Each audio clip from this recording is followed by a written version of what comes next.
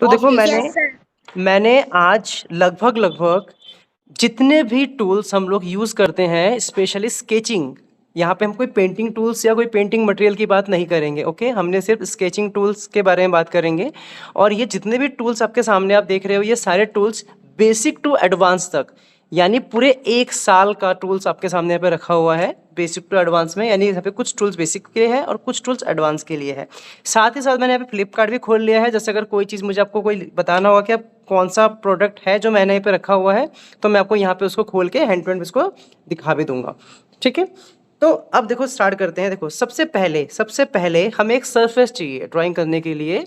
तो यहाँ पे देखो सबसे पहले एक सरफेस के लिए हमें एक नोटबुक चाहिए, राइट, जो हमें बनाना है। और हम लोग स्केचिंग के लिए बेसिक में A4 नोटबुक क्या करते हैं, प्रेफर करते हैं।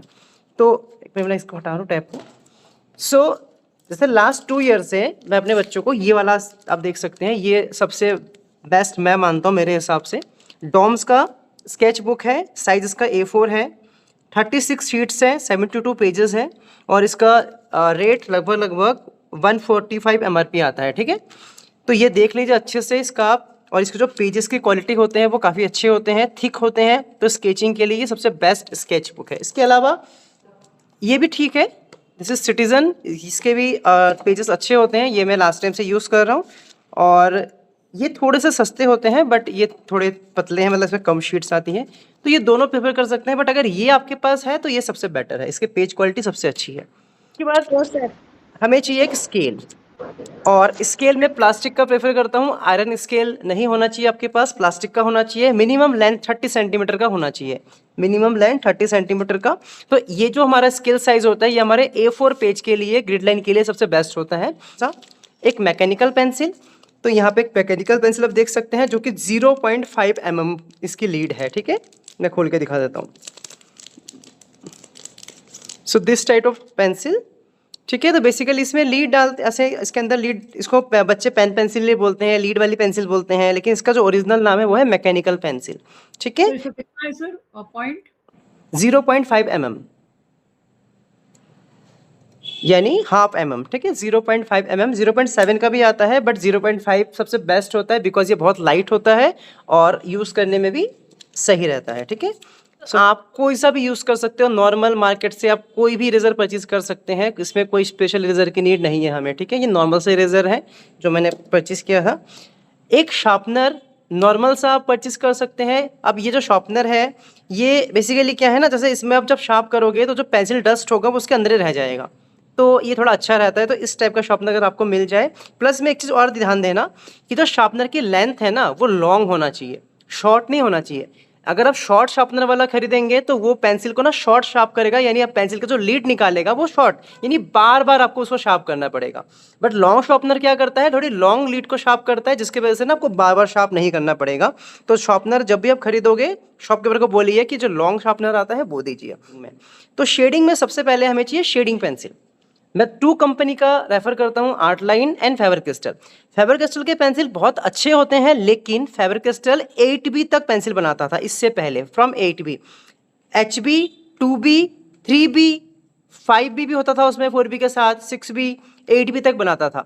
लेकिन जब वो 10B नहीं होने की वजह से वो उतना बिक नहीं रहा था, तो फेबर क्रिस्टल ने 10B भी लॉन्च कर दिया।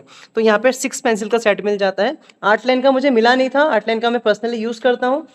ठीक है, तो आर्टलाइन का पेंसिल कुछ ये है, इस तरीके से होता है। और फेबर क्रिस्टल का भी मैं दिखा देता हूँ खोल के कैसा होता है। इसकी पेंसिल ब्लैक कलर की होती है। ठीक है, यानी दोनों की जो क्वालिटी है वो इक्वल है, दोनों की क्वालिटी अच्छी है। ठीक है, फेबर क्रिस्टल के पेंसिल भी बहुत अच्छे होते हैं, क्योंकि इसमें अब 10 भी आ गया है, तो फेबर क्रिस्टल भी ले सकते हैं।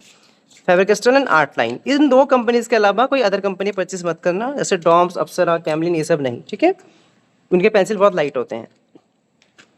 तो ये हो गया हमारा ग्रेफाइट पेंसिल, जो अभी मैंने आपको दिखाया। और अब जो मैं दिखा रहा हूँ ये हो गया हमारा चारकोल पेंसिल।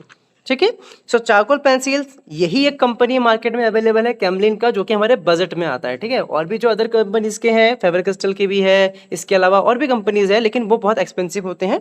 और इसका ना एक स्कैम भी चलता है मार्केट में। स्कैम क्या चलता है कि कुछ कुछ कंपनी होता है जो कि मीडियम, सॉफ्ट एंड हार्ड आपको एक साथ प्रोवाइड कराएगी।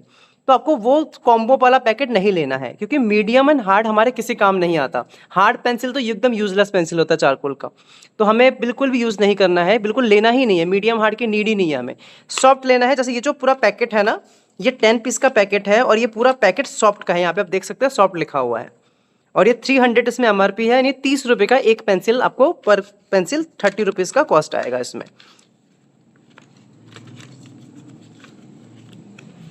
ठीक है, ये कुछ चारकोल पेंसिल है इसके अंदर ये, तो इसमें सारे ही सॉफ्ट है। मेरे पास हार्ड मीडियम पड़े हैं और वो जब से मैंने खरीदा तब से पड़ा ही हुआ है, वो कोई किसी काम का नहीं है वो। ठीक है, तो ये हमारा चारकोल ग्रेफाइट पेंसिल हो गया, चारकोल पेंसिल हो गया। ठीक है, अब पेंसिल शेड करेगा, शेड करने के बाद नेक्स्ट प्रोसेस क्या होता है, ब्लेंडिंग। उस शेडिंग को हमें ब्लेंड करना होता है। तो ब्लेंड करने के लिए किस किस टूल का यूज़ करते हैं हम लोग, ब्लेंडिंग स्टम्प और ब्रश। तो यहाँ पे दोनों चीज़ें आप देख सकते हैं। ये ब्रश है, आप कंपनी देख लीजिए, गुप का ब्रश है ये, GUBB कंपनी है आप। ठीक है, और ये सारे प्रोडक्ट मैं भी आपको सर्च करके भी दिखा दूंगा। ठीक है, एंड ये आपका ब्लेंडिंग स्टम्प हो गया, इसको पेपर स्टम्प भी बोलते हैं। तो ये और ये ब्रश होता है बिग एरियाज के लिए, स्टम्प होता है स्मॉल एरियाज के लिए। तो ये दोनों ही ब्लेंडिंग के लिए यूज़ होता है। शेडिंग के बाद नेक्स्ट प्रोसेस ब्लेंडिंग। अब शेडिंग हो गया, ब्लेंडिंग हो गया, अब नेक्स्ट प्रोसेस क्या होता है, हाईलाइट। तो हाईलाइट करने के लिए हमारे पास 3 ऑप्शंस होते हैं, आप देख सकते हैं यहाँ पे, ये तीनों ही हमारे हाईलाइट ऑप्शंस हैं। ठीक है, तो जो ये है डॉम्स का 25 रुपीज़ का इरेजर है, मैकेनिकल इरेजर है ये। ठीक है, इसके जो इरेजर है वो थोड़े से मोटे हैं, लेकिन इससे भी हमारा काम चल जाता है। ओनली 25 रुपीज़ का है, थोड़े छोटे मोटे हाईलाइट्स तो ये कर देगा। ठीक है, लेकिन जब बहुत स्मॉल हाईलाइट की बात आती है तब हमारा काम आता है मोनो ज़ीरो इरेजर। ठीक है, मोनो ज़ीरो इरेजर अगर मैं आपको खुला हुआ दिखाऊं तो वो कुछ ऐसा होता है। ठीक है, और इसके साथ आपको ऐसे लीड लेनी पड़ती है ऐसे। तो इसके अंदर ऐसे लीड होती है, ये जो सब लीड देख पा रहे हैं ये। तो जैसे आप इसको एक बार यूज़ करेंगे ना, तो यूज़ करते करते ये जो लीड है ये ख़त्म होगा, देन फिर से आप इसके अंदर लीड डालेंगे, जैसे मैकेनिकल पेंसिल में हम डालते हैं, बिल्कुल वैसे ही। ठीक है, तो ये जो इरेजर होगा ये और ये आपको कॉम्बो मिलेगा 400 का। 400 में कॉम्बो मिल जाएगा, और खाली ये अलग से लेंगे तो 300 के समथिंग आपको अलग से पड़ेगा। ठीक है, और ये 150 का अलग से पड़ेगा। तो अगर अलग अलग लेंगे तो आपको महंगा पड़ेगा, तो आप ऑनलाइन देखना, कॉम्बो वाला पैक देखना आप, तो उसको आप ज़्यादा सही रहेगा आपके लिए। ठीक है, तो ये हो गया स्मॉल, बहुत स्मॉल हाईलाइट्स के लिए, ये थोड़े बड़े हाईलाइट्स के लिए। ठीक है, और ये जो है दिस इज इलेक्ट्रिक इरेजर। तो जब हम लोग बहुत हाई डार्कनेस में काम करते हैं या चारकोल से वर्क करते हैं, तो बहुत सारे ऐसे एरियाज होते हैं ना जहाँ पे इरेज करना पॉसिबल नहीं होता। तो ये जो इलेक्ट्रिक इरेजर है, इसको क्या करेगा ना, ये पेपर के उस पार्ट को ही हटा देगा, यानी पूरा पेपर बाहर निकाल देगा। इरेज नहीं करेगा, पेपर ही को ही बाहर निकाल देगा, पूरा वाइट पेपर निकाल देगा पूरा ये। ठीक है, तो बहुत छोटे एरियाज में कभी कभार ऐसा होता है कि आईज बिल्कुल ब्लैक कर दिया और आँख के बीच में छोटा सा एक वाइट पॉइंट चाहिए, तो हम इससे करते हैं वो चीज़। तो ये तीनों हमारे हाइलाइटर पॉइंट हो गए। ठीक है, इसके अलावा ये है हमारा नीडेबल इरेजर। 2 कंपनी का यूज़ करता हूँ मैं, डॉम्स का एंड फेबर कैस्टल का। ठीक है, डॉम्स का थोड़ा सस्ता आता है, 55 रुपीज़ का आता है डॉम्स का, और इसका आता है 60 रुपीज़ का। तो नीडेबल इरेजर बेसिकली क्या होता है, क्ले टाइप का होता है, जिसको आप जो मर्जी, ये आप कोई भी शेप इसको दे सकते हैं। आपको स्मॉल चाहिए आप इसको स्मॉल कर लीजिए, बिग चाहिए आप इसको सर्कल बना लीजिए, पॉइंटेड चाहिए तो इसको आप ऐसे करके हाथ से मतलब करके आप पॉइंटेड बना लीजिए। अब इसके अलावा एक नाइफ, क्योंकि जैसे कि शार्पनर क्या करता है ना, HB से लेके 6B तक शार्पनर शार्प कर देता है, लेकिन 8B 10B थोड़े नखरे करता है, और चारकोल तो बहुत ज़्यादा नखरे करता है।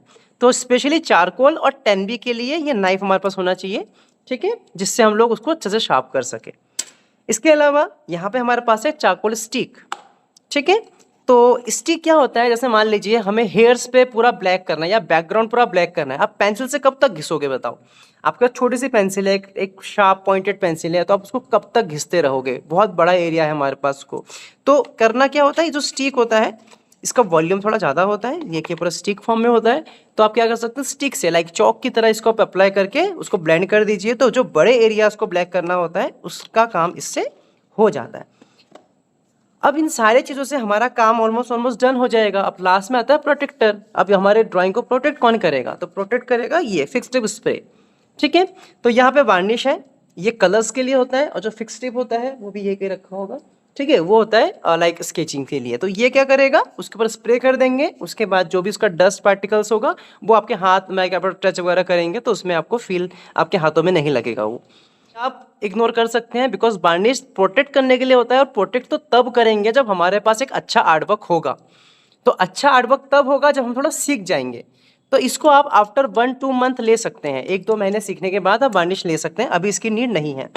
ठीक है, चारकोल स्टिक आप इतने बड़े वर्क अभी नहीं करोगे, A4 पे ही काम करोगे, पेंसिल इनफ है, इसको भी अभी आप इग्नोर करेंगे।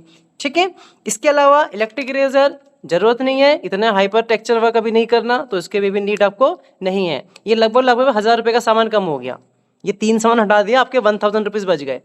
ठीक है, अगर आपके पास बजट है 400 का तो आप मोनो लीजिए, अगर नहीं है तो आप ये डॉम्स वाले से काम चलाइए, ऑनलाइन आपको ऑनलाइन में मिल जाएगा। ठीक है, तो ये हाँ ये हमें चाहिए अभी।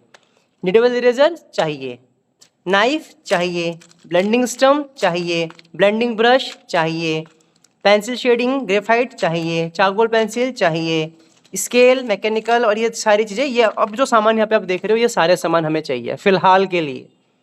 बाकी वो 3 जो टूल्स मैंने अलग किए हैं वो 3 टूल्स थोड़ा एडवांस है, तो वो हम लोग बाद में परचेज कर सकते हैं, बट ये सारा मटेरियल आपको चाहिए।